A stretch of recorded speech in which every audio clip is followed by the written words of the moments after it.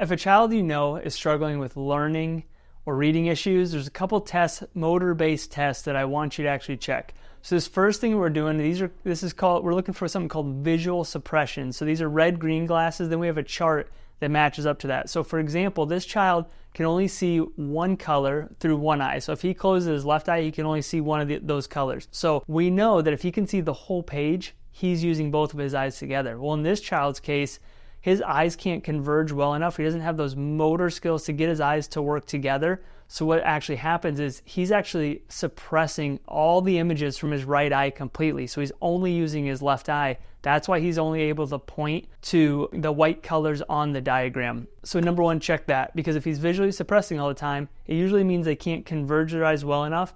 They start getting double vision. Your brain does something super cool. It suppresses that eye so we don't get double vision. But we also will lose depth perception when that happens. So if they're also having troubles like catching a ball or things like that, that can be a big reason why.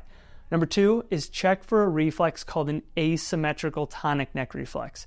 In this video, we put them on their hands and knees, and when we turn their head, their arm falls out on the opposite side. That's a reflex that should actually go away right around 6 months of life before we start to crawl. So often you'll find when these things are going together that maybe they had delays in army crawling or crawling, and those systems didn't quite develop appropriately. But when this reflex is present, our eyes can't develop alignment from side to side efficiently. They can't track from side to side efficiently. So often it can play very much into this case of visual suppression. So test those reflexes on your child and then have their eyes checked to make sure that they're not suppressing.